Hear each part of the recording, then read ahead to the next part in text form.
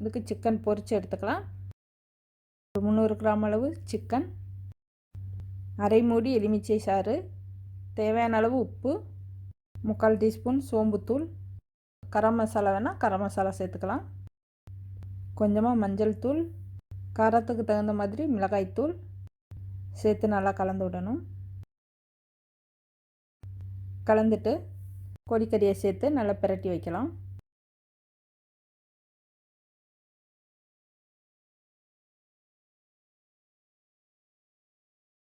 ஒரு அரை மணி நேரம் ஊறினதும் எண்ணெயில் பொரித்து எடுத்துக்கலாம்.